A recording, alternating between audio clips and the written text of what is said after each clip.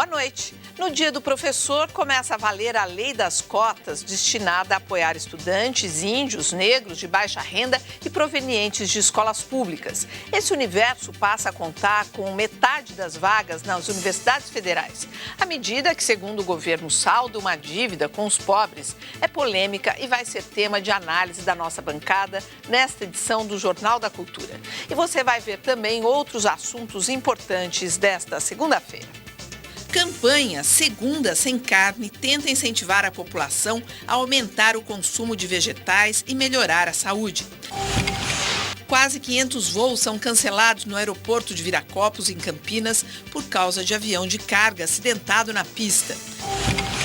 Supremo julga publicitário Duda Mendonça e mais 9 réus do Mensalão por evasão de divisas e lavagem de dinheiro. Em visita à Cisjordânia, chanceler brasileiro Antônio Patriota oferece mediação para um acordo de paz entre palestinos e israelenses. Menina paquistanesa baleada pelo Talibã por defender o acesso à educação é transferida para Londres, onde seguirá tratamento. Grupo relata a experiência depois de ficar mais de 3 meses sem acessar rede social na internet.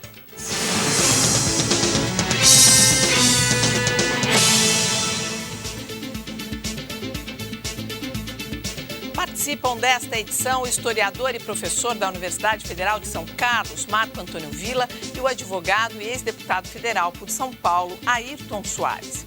O ex-Beatle, Paul McCartney, é um dos porta-vozes da campanha mundial Segunda-feira Sem Carne. O objetivo é reduzir o consumo de carne vermelha para evitar riscos à saúde. Em São Paulo, onde se costuma fazer churrasco de fim de semana, já há 7% de vegetarianos. Arroz, feijão, salada e carne. Para esta colaboradora da Sociedade Vegetariana Brasileira, o tradicional prato de todos os dias mudou há 8 anos. Eu tive vários benefícios na minha saúde e hoje eu não me imagino voltando a comer carne, nunca tive nenhum problema, questão de anemia ou coisa do tipo. Ideologia, religião ou simples não gostar de carne motivam 7% dos paulistanos a optar pelo vegetarianismo. Preocupada com a saúde dos 93% restantes, esta nutricionista decidiu acompanhar a dieta dos carnívoros da cidade. Já é bem estabelecido na literatura a relação entre o consumo excessivo de carne, principalmente vermelha e processada, e o aumento do risco para doenças crônicas, como as doenças cardiovasculares, o câncer de cólon e reto, diabetes e excesso de peso. O levantamento da Faculdade de Saúde Pública de São Paulo coletou informações de 2.361 pessoas em 2003 e de 1.662 em 2008. Em 5 anos, o consumo de carne aumentou cerca de 20% entre os dois grupos. A Segunda-feira Sem Carne está no Brasil há 3 anos. O movimento internacional propõe deixar a carne de lado e optar por pratos à base de vegetais uma vez na semana. Eu já não comia muito, agora eu como uma porção por semana, 2. De acordo com o Inquérito de Saúde de São Paulo, o paulistano consome 150 gramas de carne por dia, 50% a mais do recomendado pelo Ministério da Saúde.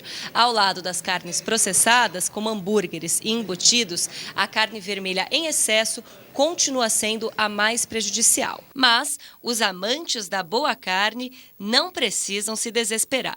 Ela é fonte de proteína de alto valor biológico, de ferro, de zinco, de selênio, de vitamina B12, enfim, ela é um alimento importante para a nossa saúde, porém ela deve ser consumida em moderação. Até porque ela tá cara, né? Subiu o preço, caiu uma época, mas nos últimos 2 anos a gente foi no supermercado e está subindo. Eu acho que o McCartney tem no Brasil muitos seguidores que não comem carne porque não podem comprar. E as campanhas dele vão fazer um grande sucesso se puderem comer nos outros dias da semana e só na segunda-feira deixar de comer. Porque eu acho que ele se come uma vez por semana. É porque o hábito também da carne é mais fácil para todo mundo que tem precisa ter comida expressa, é mais complexo fazer a comida vegetariana. Ontem mesmo nós almoçamos lá num restaurante vegetariano e tal, mas em casa nós temos também uma dificuldade. A minha mulher defende o vegetarianismo, mas os meus filhos e eu, não é que nós não comemos, mas há uma certa preferência pela carne. Então, isso as famílias são assim mesmo, né? É cultural, mas também passa pelo bolso, como disse aqui o Ayrton. Passa pelo bolso. E vegetariano também é bom lembrar que tem certas comidas que são difíceis de fazer e acabam algumas delas sendo mais caras também, né? E ninguém sabe como fazer também, né? Porque nós temos uma tradição de comer com carne. E no Brasil, carne ainda é relativamente barato comparado com outros países. Né? E as pessoas que não comem carne acham assim que estão mais fracas, né? Isso. Fraco, porque não come carne. Não, mas tem um restaurante vegetariano lá na João Cachoeira que é fantástico, barato e da melhor qualidade. Come-se muito bem e o alimento é completo.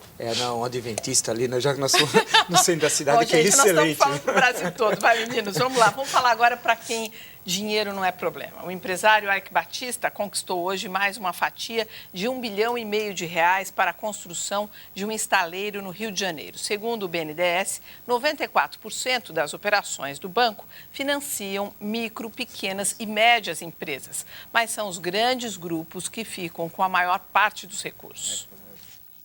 O Fundo da Marinha Mercante, administrado pelo Ministério dos Transportes, aprovou o empréstimo de R$1,5 bilhão para a OSX, empresa de Eike Batista. O valor complementa o aporte anterior de 2,7 bilhões. O valor atual, 4,2 bilhões, será usado para a construção do estaleiro na área do Porto do Açu, no Nordeste Fluminense, orçado em quase 5 bilhões. Os recursos serão repassados pela Caixa Econômica Federal e pelo BNDES, que atualmente é acionista do grupo empresarial de Eike Batista em 5 companhias por meio da BNDES Participações. A SIX, futura fábrica de chips de Eike Batista, também já conta com a parceria da BNDES Par, com cerca de 40% das ações ordinárias. O banco investiu R$245 milhões e a empresa deve gerar cerca de 300 empregos diretos, totalizando aproximadamente R$840 mil aplicados para cada vaga de trabalho aberta. No fim do ano passado, Eike Batista recebeu um aporte de mais de R$146 milhões para a reforma do Hotel Glória, no Rio de Janeiro. A verba faz parte do Procopa Turismo, programa do BNDES que vai investir R$2 bilhões em reforma e construção de empreendimentos turísticos para a Copa de 2014. O banco também está destinando verbas para as obras de construção e reforma dos estádios que vão receber jogos da Copa. Os investimentos são da ordem de R$3 bilhões e 600 mil. Ainda este ano, o BNDES anunciou o empréstimo de R$370 milhões à Renault e de 342 milhões à Volkswagen. Como contrapartida, as montadoras devem reforçar os investimentos em projetos sociais. Olha, em nota, o grupo EBX informou que suas empresas geram cerca de 20 mil empregos direta e indiretamente em todas as regiões do país. Eu duvido desses dados, porque é bom lembrar que o Procopa Turismo, segundo a matéria apresentada, é 2 bilhões que o governo destinou e só para o Hotel Glória ele recebeu cerca de 10% do total do Brasil, 146 milhões. A outra empresa citada, é bom lembrar que ele está com uma situação difícil para os padrões dele. Eu, se fosse ele, estaria muito satisfeito com os bilhões que ele tem. Mas as empresas, houve uma queda violenta na Bolsa de Valores, especialmente aquelas vinculadas à extração de petróleo. E ver o total dos empréstimos do BNDES não deve ver o número total de empréstimos, deve ver o valor, o quanto, né? E o quanto acaba privilegiando os grandes empresários e não os micros e pequenos. Porque existe uma dificuldade de distribuir esses empréstimos entre pequenas, médias empresas? É que o Eike Batista e os grandes bancos, e os grandes, a Friboi, por exemplo, vamos pegar um exemplo de uma grande empresa, elas têm um poder de pressão muito grande junto ao BNDES, né? E os pequenos e microempresários, infelizmente, não têm. Não, o que eu acho é interessante, porque esses empréstimos são concedidos, porque eles estimulam o desenvolvimento, criam empregos, abrem novos mercados no exterior. Mas eu acho que é um exagero isso. Eu queria saber quanto é que as empresas do Eike investiram nesta empresa que vai fabricar embarcações. Quanto de capital próprio? Será que investiram algum? Pelo que vi, as ações do grupo Batista, chamada EBX, estão em queda no mercado internacional. Então, o banco está suportando esses investimentos. E também, por que dá dinheiro para essas empresas tais como Renault, Volkswagen? Por quê? O lucro que eles têm aqui no Brasil é absurdo. Por que não se controla a remessa desses lucros? Mas historicamente sempre foi assim. O que acontece? Isso exige, olha, são vários governos que passam e todos esses governos têm um encantamento com a indústria automobilística, tem uma fascinação por certos empresários. Você acha que é só isso, encantamento, fascinação? Mas veja, entre aspas, claro, mas a gente sempre reclama de trânsito, fala disso, de opções de mobilidade das cidades, e aí vem os incentivos para mais carro. Eu gostaria de saber, sem cair naquele virar Policarpo Quaresma, se uma empresa brasileira na França teria os privilégios que a Renault teve no Brasil nesse empréstimo. Então, eu acho que falta, é uma grande questão no Brasil e que o Congresso Nacional, que seria um dos espaços fundamentais, é discutir um projeto nacional para o país. Ouvir todo mundo, discutir, porque o BNDES dá empréstimo de 30 anos, para pagar em 30 anos, a juros que nem pai faz para filho. A juros, assim, desprezíveis e tal. A matéria fez muito bem, dividiu o valor do empréstimo por emprego. Olha, um microempresário, certamente com 50 vezes menos que isso, emprega muito mais gente por empregador. Se a gente pegar o valor que o microempresário poderia receber no empréstimo e dividir pelo número de empregos gerados. Então, esses grandes estaleiros e tal. Então, eu acho que é o poder de pressão que o grande capital, independente de governo, sempre teve no Brasil junto ao Poder Executivo Nacional, né?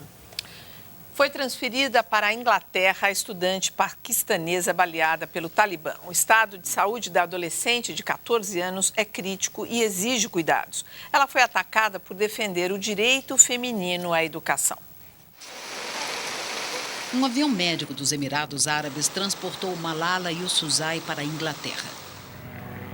A estudante foi levada de ambulância e escoltada por policiais para o Hospital Queen Elizabeth, na cidade de Birmingham. O lugar é um dos maiores centros de trauma do país.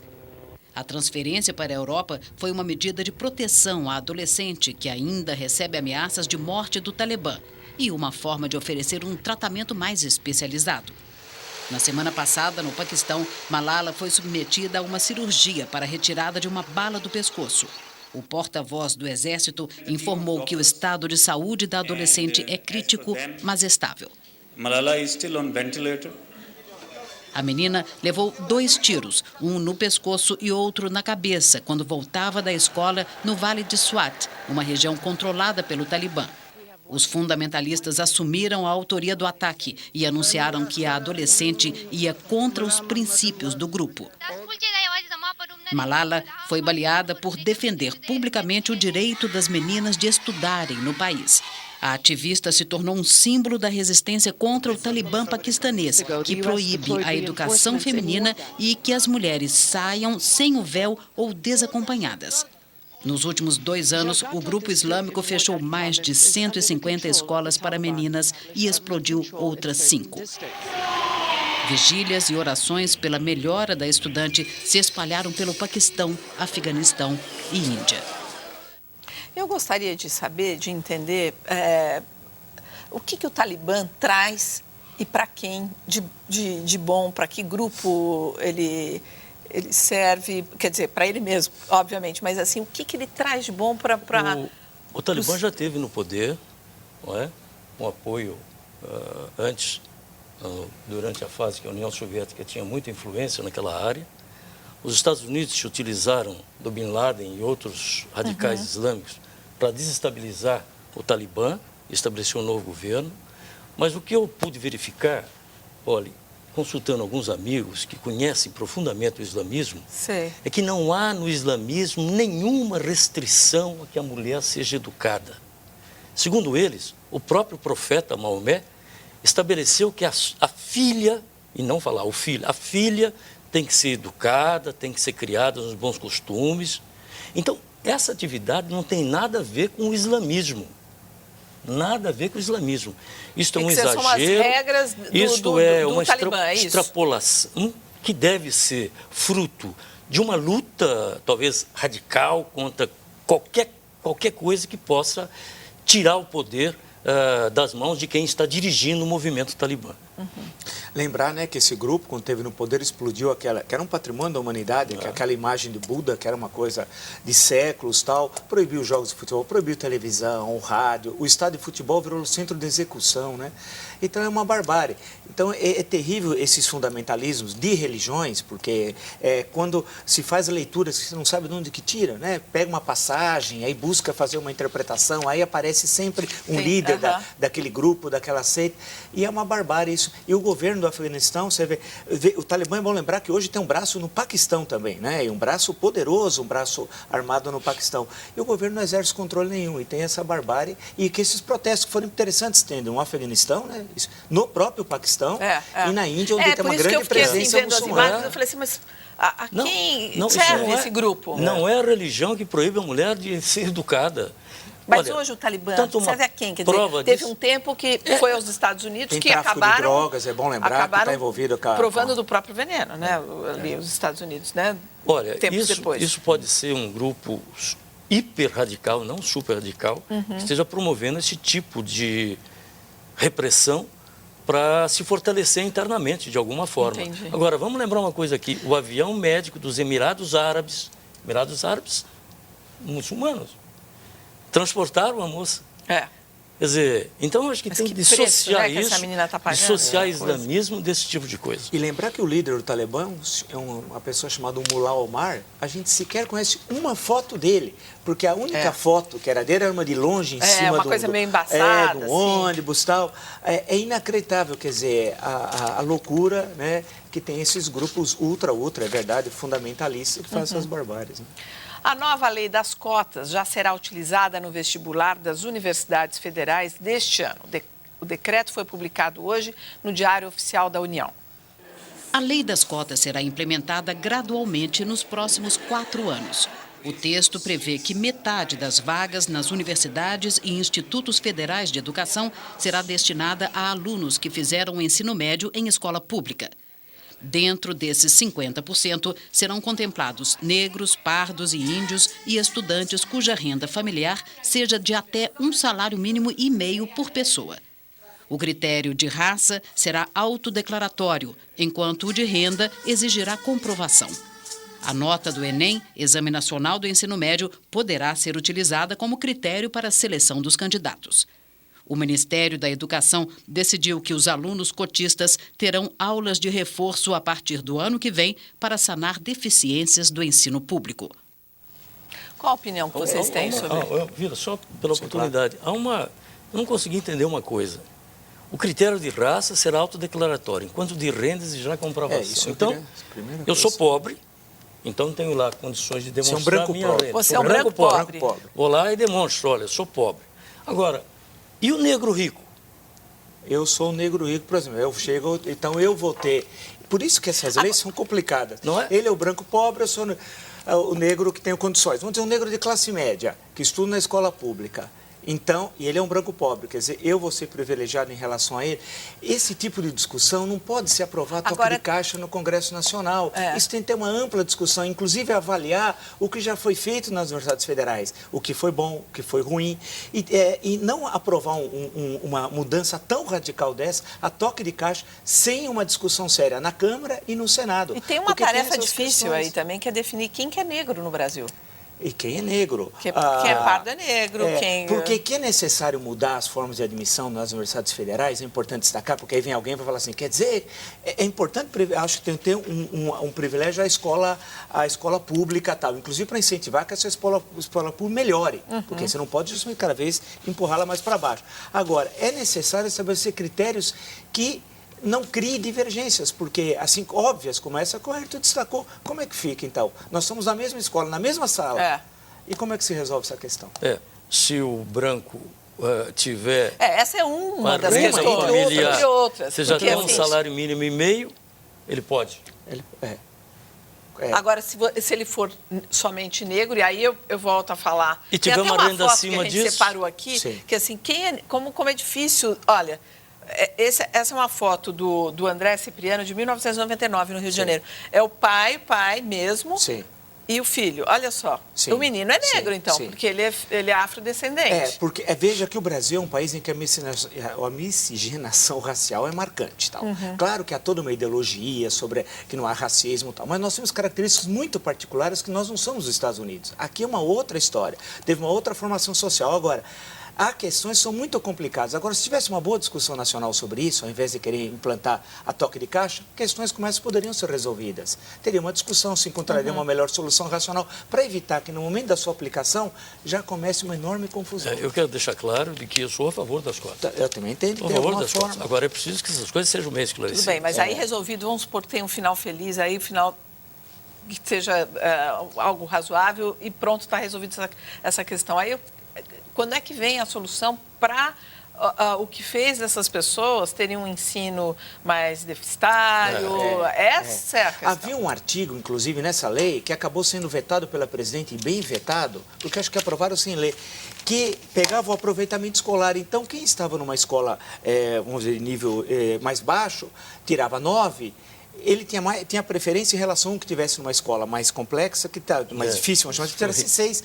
Quer dizer, ninguém tinha lido, aprovaram a toque de caixa. Aí alguém leu, falou, olha, tem problema. Aí a presidente, nesse caso, corretamente vetou, falou, pô, isso não pode, isso é um absurdo. Então, questões que envolvem o ensino universitário, e nós temos no meio o quê? Ciência, tecnologia, formação de professores, tudo que nós discutimos aqui tem a ver com isso. A discussão, isso tem que ser bem discutido nacionalmente. E é o projeto da esposa do Edson Lobão, Nício Lobão, lá do Maranhão. Esse processo tramitou muito rapidamente, ninguém sabia direito, aprovaram na Câmara, aprovaram no Senado a toque de caixa e não houve uma discussão nacional. Agora, que tem de mudar, tem de mudar, mas não assim. Eu sei muito bem como é que são aprovadas as leis, porque eu fui deputado muitos anos, fui líder de partido e sabia como conduzir a bancada para votação. O critério é o seguinte, líder, como é que a gente vota hoje? Eu voto a favor. Então, vamos lá. É assim que Ninguém funciona. Se preocupa em participar das comissões, em ler a pauta, de ver qual é o projeto. De que lado que a gente está? A gente vai nessa? De que lado a gente vai? E pode ser que seja voto até de liderança, que não tenha nem quórum, haja um acordo, né? Ninguém pede a verificação de quórum e aprova com voto de liderança. Né? Também. É assim que funciona, né? Assim que é decidido o destino do país, desse jeito que o Ayrton explicou aqui. Eu procurava orientar bem. Agora, não sei se me obedeciam. O Brasil se ofereceu para participar da mediação de paz entre israelenses e palestinos no Oriente Médio. A declaração foi feita pelo chanceler brasileiro Antônio Patriota no 4º dia de visita à região. O ministro tem realizado uma maratona de encontros. Hoje ele se reuniu com líderes palestinos. A comitiva brasileira foi recebida em Ramallah, na Cisjordânia. Antônio Patriota conversou com o premier palestino Salam Fayyad. Depois, visitou o túmulo do líder Yasser Arafat. Por fim, no quartel-general, se encontrou com o presidente da Autoridade Palestina, Mahmoud Abbas, onde voltou a oferecer a participação do Brasil na mediação de paz no Oriente Médio. A proposta já tinha sido feita ontem em Jerusalém, na reunião com o presidente israelense Shimon Peres. Patriota destacou que o Brasil é um país sem inimigos e capaz de colaborar para o fim da tensão na região. No encontro, o principal ponto de divergência foi o Irã. Israel pediu um boicote brasileiro a futuras reuniões com a República dos Ayatollahs. O Brasil negou e voltou a defender um diálogo entre as nações. O governo de Jerusalém vem ameaçando atacar o país persa por causa do programa nuclear iraniano. Teme-se a construção de uma bomba atômica. Patriota disse que a diplomacia é a única saída para todos os conflitos no Oriente Médio. O Brasil é contra uma ação militar no Irã e é favorável à criação de um Estado palestino autônomo e independente. Em 2010, o governo brasileiro, através do presidente Lula, foi o primeiro da América Latina a reconhecer o Estado palestino com as fronteiras de 1967, anterior à Guerra dos 6 Dias entre árabes e israelenses.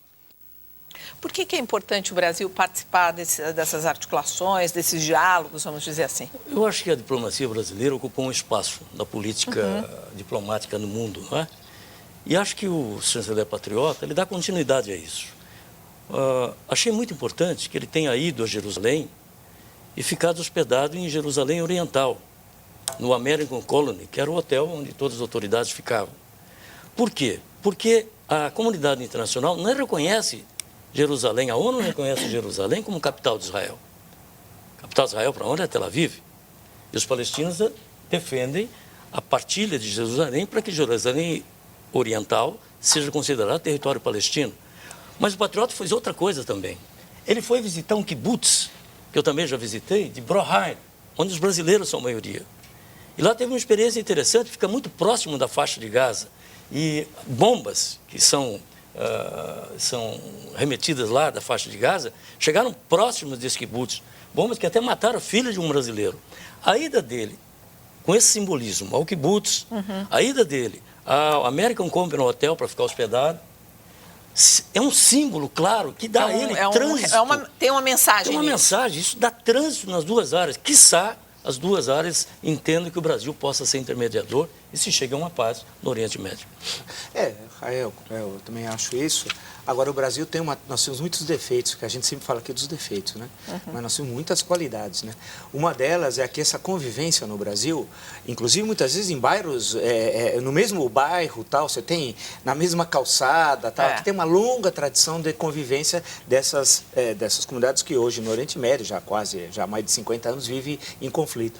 Quer dizer, a busca só há uma saída, uma solução negociada. Quer dizer, que tem de ter um Estado palestino, eu acho que hoje ninguém em sã consciência é contra a existência num Estado palestino autônomo tal, que ele tem dificuldades de organização, até questões econômicas, a questão territorial é complicada para resolver. Agora, é fundamental buscar uma solução e através da paz e dos setores que querem a paz. Porque há setores também no Oriente Médio que não querem a paz, querem manter o conflito constante. Quer dizer, essa tentativa tem de buscar uma solução consensual. E a nossa experiência aqui, claro, em situação muito diferente, mas de convivência de contrários, de forma harmônica, pode ser um exemplo. Deixa eu só falar aqui, voltando ao assunto das cotas, o Vitor ele diz o seguinte, que sobre as cotas, as questões étnicas também passam pelo critério de renda. E sugere para vocês lerem pelo menos o resumo da lei. Quer dizer, não é bem assim. A coisa é um pouco complexa. Foi aprovada a toque de caixa, foi uma surpresa para todos quando foi aprovado. Chegou ao Senado também, da Câmara para o Senado, e depois foi chancelado sem ter uma discussão nacional sobre isso. E isso eu não acho que não é o mais correto para um assunto importante e que é fundamental para toda a questão da educação que a gente fala. Formar professores, desenvolver a ciência, a tecnologia, tudo isso. A universidade tem esse papel, né?